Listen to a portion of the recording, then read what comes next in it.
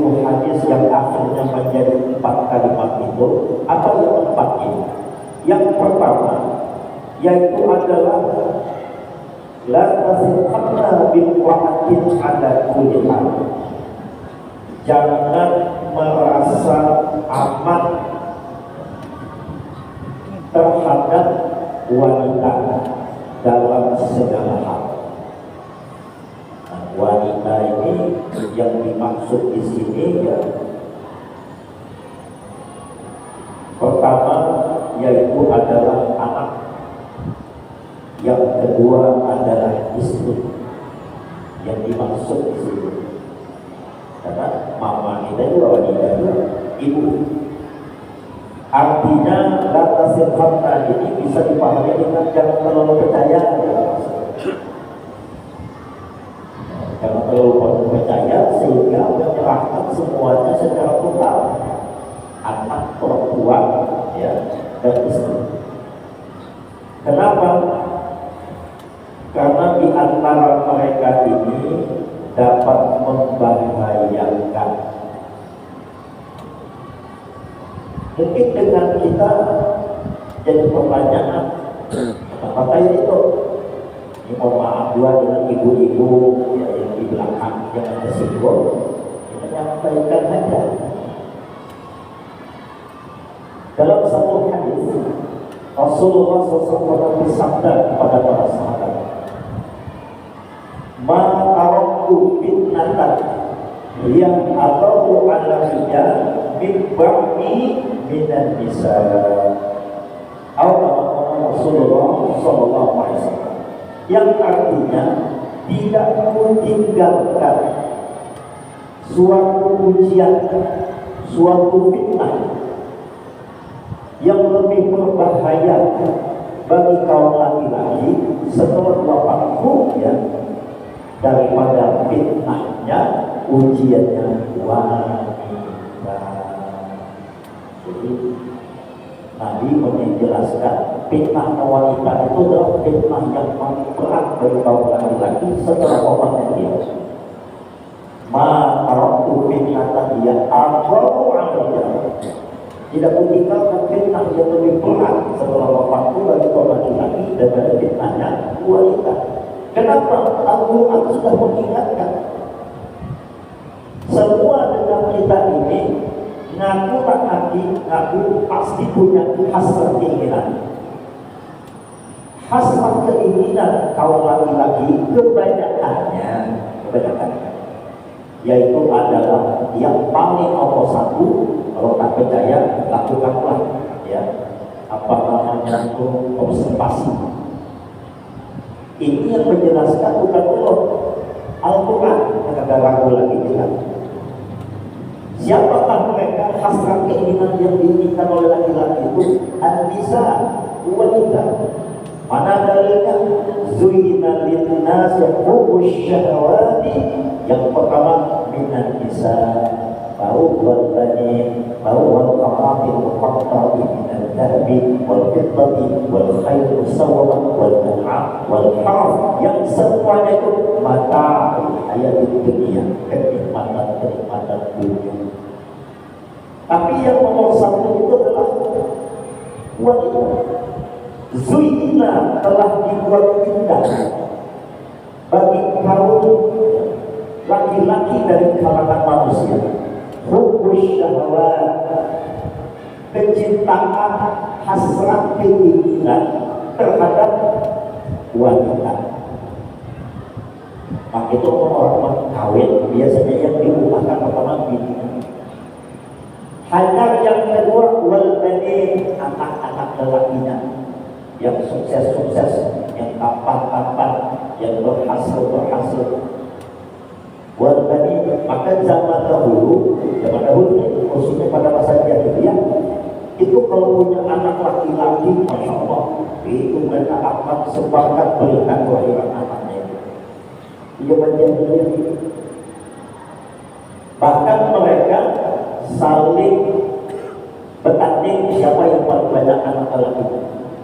Maka itu dalam surah An-Takasur, Al-Haakumut Takasur. Kebanyakan itu telah membinasakan kalian. Di dalam kitab-kitab tafsir, di antara yang pernah kami baca, mengatakan itu adalah yang berbanyak-banyakan dalam hal mal. Yang kedua, bagi anak lagi. Nah, itu yang berbanyak-banyakan.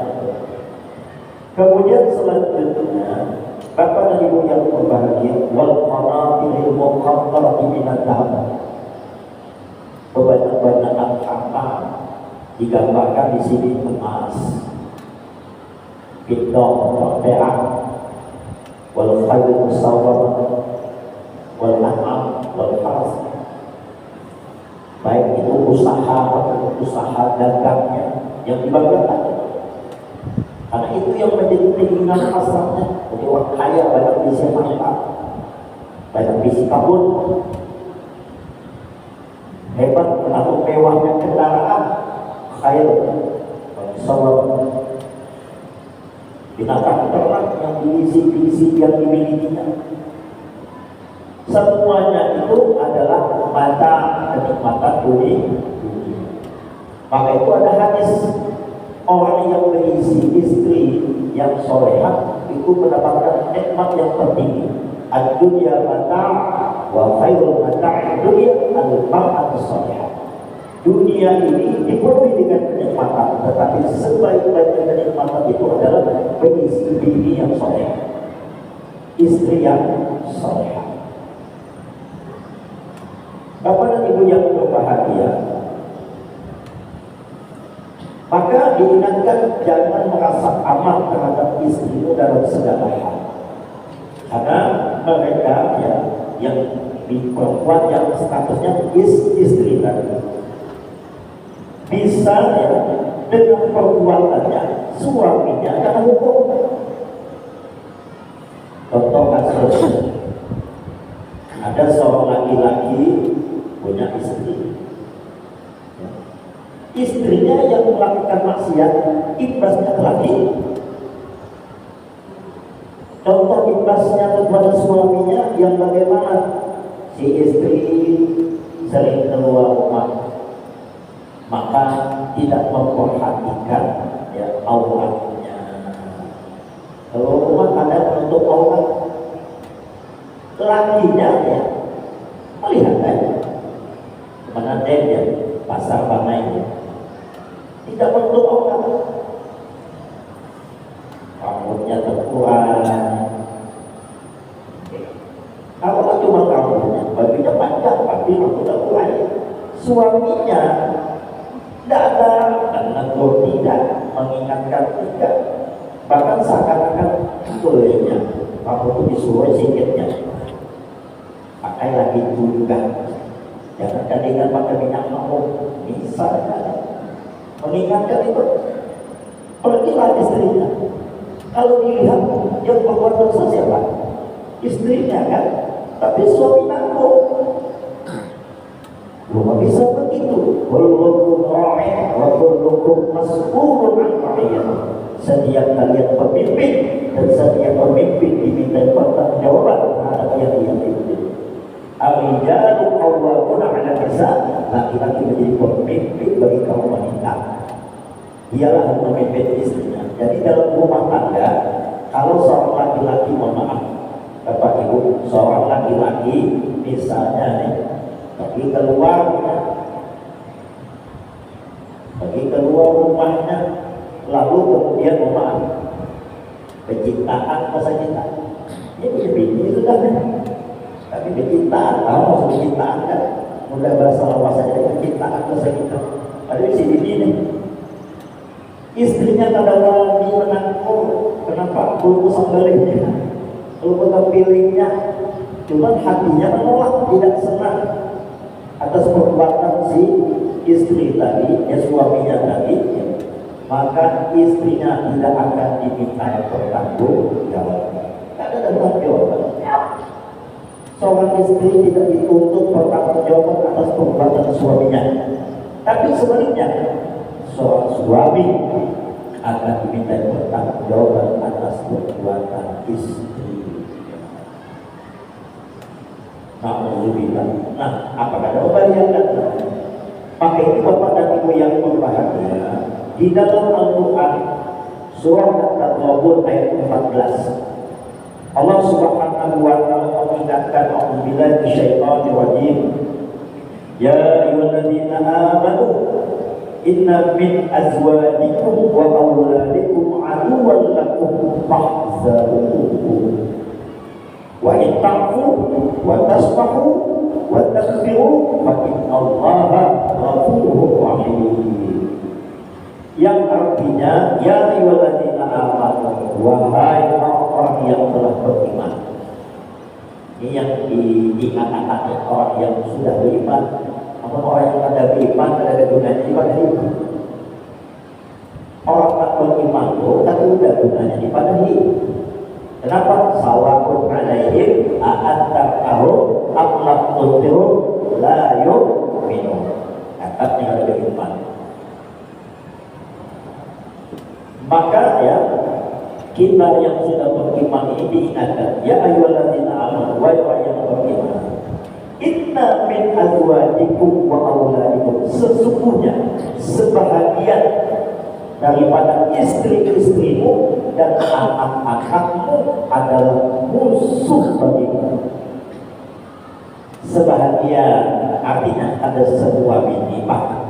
Ada dua bini yang soleha, yang baik, contohnya Siti Khadijah, Sayyidah Aisyah, dan wanita-wanita soleha yang lainnya. Dan mudah-mudahan bini-bini kita masing-masing termasuk di dalamnya yang bukan aduan anak, bukan musuh bagi kita, tapi teman yang saling mengingatkan antara satu dengan yang lainnya. Jadi mohon maaf yang tersinggung ini sebahagian hebatnya ayat ini, min azwajikum, sebahagian daripada istri kalian dan anak-anak kalian, aduan lakum, musuh bagimu, fahzaruhum, maka berhati-hatilah terhadap mereka. Maka itu terhadap bini ini ada ilmunya yang diajarkan. Jangan terlalu keras patahnya, jangan terlalu lembut koknya. Jadi wanita itu kalau digarasi patah. Jangan dilembuti bingkong. Jadi yang pertengahan saja, yang pertengahan saja. Maka hati-hati, sifat-sifatnya, perbuatannya itu bisa membahayakan kita. Bahkan dia bisa menjadi musuh di dalam selingkuh. Amal mendengar kisah Samson itu kan, ya, yang menjadikan Samson akhirnya bisa dilukai, bisa dijatuhkan, itu karena istrinya Dalila, Samson yang tadi. Padahal kalau di kisah itu sebutnya Samson namanya, itu adalah seorang nabi, dia seorang nabi. Bahkan dijelaskan Samson inilah termasuk dari Bani Israel, hamba Allah yang soleh, termasuk golongan nabi yang mana dia berperang tidak berhenti selama 80 tahun. Maka turunlah ayat ya tentang Lailatul Qadar khairun min alfi syahr. 1000 bulan itu ya 83 tahun kan itu. Itulah Samson itu. Ya, yang diberikan, yang Allah tunjukkan sifat kudrahnya, sifat aziznya, sifat qaharnya pada diri beliau, sehingga tahap kipas, tahap tumpah, tahap genting semuanya. Nah itu kan cerita Samson, tapi ternyata ada yang lebih hebat daripadanya, ya, yaitu adalah orang yang mendapatkan Lailatul Qadar khairun min alfi syahr. Bapak dan ibu-ibu, para orang tua kami yang kami muliakan, kaum muslimin muslimat rahimahullah. Nah, artinya dengan kita yang terhadap istri jangan terlalu keras, tapi harus tegas dan bijaksana. Beda antara tegas dengan keras. dan tidak boleh menyakiti. Ini menampik katakan ada ayat boleh memukulnya, wah hukumnya menjawab ini. Ini akan belajar memahami ayat, menafsirkan surah. Ulun gambarkan Bapak Ibu ya, cara memukul istri itu yang di dalam ayat itu yang kayak apa? Guru kami menjelaskan nah, memukul anak. Ini yang mau pada tahu mana nafsinya buku yang muncul itu pakai opak, berbatas, muhammadnya, pilihnya, sampai undang telinganya pecah. Ini KDR, ini caranya.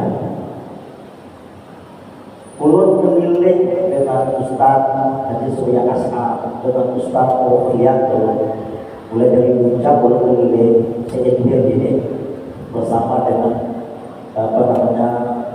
dinas sosial atau pemberdayaan perempuan ya, dengan keluarga berencana itu keliling kita memberikan pemahaman penjelasan khususnya tentang kasus KDRT. Keliling kita banyak itu yang curhat, memang ada kasus-kasus seperti itu. Nah ini tidak ada di dalam Islam ya. Kita tidak boleh menyakiti, tidak ada dalam Islam, kecuali bab yang memang kita diperintahkan untuk itu. Ada masanya kita boleh menyakiti ya. Contohnya ketika ada orang berzina, kalau dia dari muhsin, ada yang orang yang sudah menikah beda dengan orang yang berzina sebelum, karena dia belum menikah. Orang yang sudah punya pasangan ya kemudian mereka berzina itu punya rajam. Rajam itu bagaimana? Dimasukkan ke dalam tanah seluruh badannya, tinggal kepalanya, lalu kemudian dilempari dengan batu sampai mati. Dan haram hukumnya yang melempar masa kasihan, kesannya kerja, tapi itu hukum. Kalau yang dia berzina ya belum menikah maka dicambuk 100 kali. Nah itu contohnya hukumnya. Jadi ya itu boleh menyakiti. Tapi yang di dalam bab seperti yang dijelaskan oleh Al-Quran tadi, itu seperti itu bukan memukul menyakiti. Kalau dia melakukan yang sudah diingatkan tidak ini, pisahkan jangan, kan ada. Pisahkan pintunya, tidak kuat barulah jatuh kata Allah. Kalaupun ada 3, talang 1, talang 2, yang 3 talang itu tak bisa dimaafkan lagi. Allah. Jadi di dalam Islam itu tetap ada solusi dan ada tata caranya, bukan langsung. Maka dari itu ya, dengan kita diingatkan hati-hati. Kenapa? Ini kan ujian. Perkataannya akan menyakiti, lalu dengan kita membalasnya dengan kejahatan juga, itu menunjukkan dengan kita ya tidak berilmu. Akibatnya apa? Ketika juga. Maka itu banyak yang dicontohkan di dalam bab masalah menghadapi pasangan, khususnya kita yang laki-laki terhadap istri. Biar ibu-ibunya juga mendengar. Ini babnya khusus kalau laki belum ke bini-bininya. Ini kan pembahasannya terhadap kita yang laki-laki terhadap istri.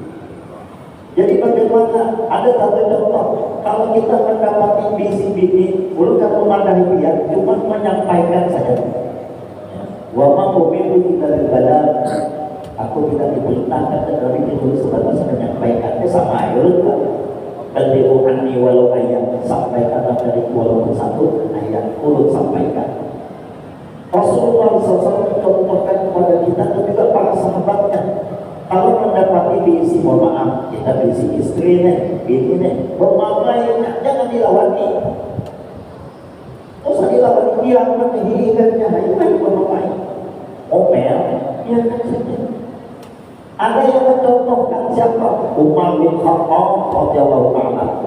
Umar itu digelari dengan ya, singkanya Allah. Kayak apa singa itu? Kata-kata singanya Allah itu Umar bin Khattab itu ya. Jangankan manusia, singa tujuan ditakutkan. Singa, benar-benar singa itu tidak berani. lagi dengan Umar bin Khattab. Bukan hanya manusia. Kalau manusia, beliau pernah menyatakan ketika beliau baru masuk Islam, beliau datang ke Ka'bah, depan Ka'bah teriak, saya Umar bin Khattab masuk Islam. Asyhadu an la ilaha illallah wa asyhadu anna Muhammadar Rasulullah. Sudah menyampaikan di hadapan Nabi. Tapi menyatakan supaya orang tahu. Siapa yang tidak setuju, siapa yang tidak senang, silahkan hadap Umar bin Khattab. Bagi siapa yang ingin anaknya menjadi yatim, yang ingin menjadikan istri menjadi janda, silahkan hadapi Umar. Ada dewannya. Preman-preman Quraisy dan dewannya itu manusia. Pada suatu kejadian, ya, beberapa masyarakat yang ketika itu Umar bin Khattab sudah menjadi Amirul Mukminin, khalifah yang kedua setelah wafatnya Rasulullah Sallallahu Alaihi Wasallam, mendapatkan laporan dari beberapa kabilah yang tidak berani lewat. Ada di suatu lembah, ya di sini Gunung Sinti hanya ada lembah, di situ ada berhandangan Sina. Lapor, ya Amirul Mukminin, kami ini nyaleh di jalan itulah bahasanya. Jadi anggap kita orang bencana. Kami ini nyaleh di wajah ada singa berhandangan. Bagaimana dengan kamu? Coba di mana anak-anak itu lagi paksa siap-siap turun di mobil kapal. Singa itu macam-macam mendengar Umar akan datang, Umar mencicik. Karena berarti singa lagi datang mendengar Umar bin Khattab akan datang ke tempat itu. Cerita yang ketiga tentang Umar bin Khattab. Zaman dahulu pada masa kekhalifahan Umar, waktu itu yang menjadi gubernur di Mesir yaitu Amr bin As, sahabat Nabi Amr bin As, melaporkan bahwasanya di Mesir setiap tahun itu diadakan penyerahan tumbal seorang gadis cantik dari penduduk Mesir dibuang ke Sungai Nil. Tujuannya apa? Sebagai tumbal agar jin-jin yang ada di sungai ini tidak bernikah, sehingga menimbulkan dampak negatif bagi penduduk yang di sekitarnya. Dilaporkan itu. Maka Umar ini tidak boleh diteruskan ini. Beliau tulis surat Bismillahirrahmanirrahim. Saya Umar bin Khattab Amirul Mukminin mengingatkan kepada jin-jin yang ada, jangan berulah lagi. Itulah bahasa singkatnya. Dikirim surat ini dikirim, dilemparkan ke sungai ini.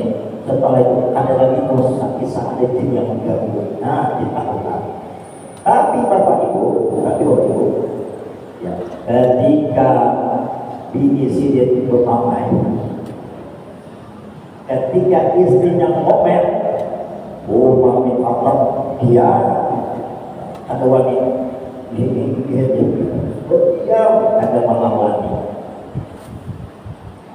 Itulah adabnya, etikanya. Kenapa memang tak bisa dilawani, marah bermamai. Jadi ada sahabat yang mempunyai kasus yang serupa seperti Umar bin Khattab. Dia orang apa aja Umar nih, dapat insiden masalah menghadapi bini. Sekali sampai melihat Umar lagi berdiam sedang dimamai, sama aja itu salah ini kapan-kapan Umar. Jadi ketika Umar bin Khattab ditanya kenapa beliau tidak membantu, padahal sakar istilahnya, jin takutan, manusia takutan, harimau atau singa takutan, tetapi dengan beliau terhadap istri bukan takut, tapi menggunakan akalnya, menggunakan kecerdasannya, mendapatkan bimbingan hidayah dari Allah Azza wa Jalla. Dia mengatakan itu kali ibu daripada anak-anak. Dia yang melayani, dia yang banyak mengurusi, dia yang membuat amannya nafsu. Jangan salah tempat, ada tempatnya untuk mengeluarkan nafsu pada tempat yang sebenarnya, yang dibenarkan secara agama. Ini maka kan ada lagu Bidadari Surga yang dinyanyikan oleh almarhum Ujaid. Menjelaskan itu. Maka itu dia tidak membiarkan, dan itu kan tidak menyakiti, tidak susah. Dan bahkan ibu mama juga mau ini kan ada. Bahasa kita membiayainya selesai. Nah itu yang dicontohkan. Kenapa? Karena kita lanjutkan ayat ini. Ayatnya itu ada penjelasannya. Wa in ta'fu, dan apabila engkau memaafkan, wa tasfahu, dan mau berlapang dada, wa tarju, dan memohon ampunan baginya, fa innallaha ghafurur rahim, maka sesungguhnya Allah itu Maha Pengampun lagi Maha Penyayang. Artinya ini ya, anak istri ini ujian kesabaran kita, jangan sampai hilang sabar. Ya. Kenapa? Seorang suami kan dia punya kuasa, sebentar dia mengatakan kamu saya ceraikan, selesai. Sampai 3 kali habis ada hubungan lagi. Tapi itu punya dampak nanti ke kehidupan dia dan kehidupan anak-anaknya. Maka itu lebihnya digunakan kecerdasan emosional, kecerdasan intelektual, kecerdasan sosial, kecerdasan spiritual dalam menghadapinya. Nah, tidak langsung mengambil sebuah keputusan tanpa di bawah bimbingan Allah, bimbingan Rasulullah. Bapak dan Ibu kaum muslimin muslimat rahimakumullah, Allah sudah mengingatkan memang hanya itu. Ya, memang kayak itu. Maka itu Islam ini ya memperhatikan sampai hal yang sekecil ini bagi kita. Mungkin dianggap kecil, tapi kadang-kadang bisa menjadi besar. Maka itu ya jangan rasa aman terhadap istri dalam segala. Kalau menyampaikan sesuatu rahasia jangan semuanya. Mentang-mentang ini semua rahasia negara disampaikan. Kisahkannya ke musuh habis kalah perang. Tak tahunya bininya mata-mata. Kita kan tahu. Ada sebagai musuh bagi kita, tapi tidak semuanya, hanya sebahagia. Bapak dan Ibu kaum muslimin wal muslimat rahimahullah. Maka dari itu bagi seseorang yang memiliki istri, kalau ingin mendapatkan derajat yang tertinggi di sisi Allah, di antaranya diampuni dosa-dosanya, diberikan panggilan anak. Di antaranya apa? 2 dari sifat yang bisa kita miliki, yaitu taziminal ghaib, menjadi orang yang dapat mengendalikan emosi, wal afina 'anil nas, memaafkan kesalahannya. Ya, mudah memaafkan kesalahan. Kalau seorang istri Bapak Ibu meninggal, sedangkan suaminya ridho terhadapnya, maka terbuka pintu surga untuknya. Jadi suami yang baik itu yang bagaimana?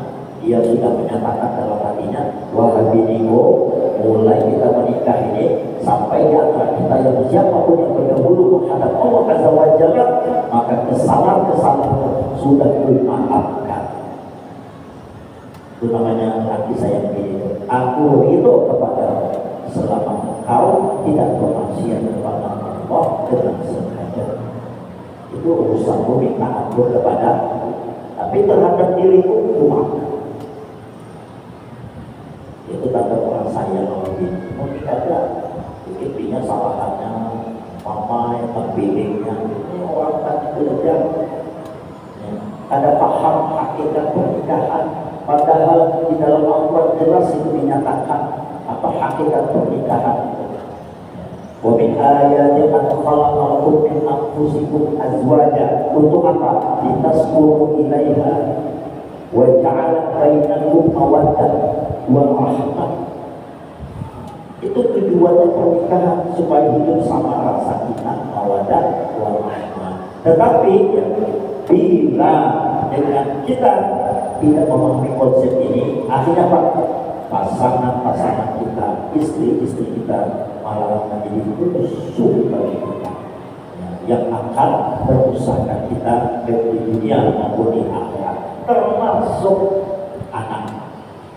Dia pernah membahas dahulu, ada orang sudah masuk surga, abah mamanya, tapi anaknya ini kada sudah dibimbing, kada sudah dididik, tidak pernah diajarkan tentang agama, lalu dia melakukan maksiat, dia tidak melakukan taat.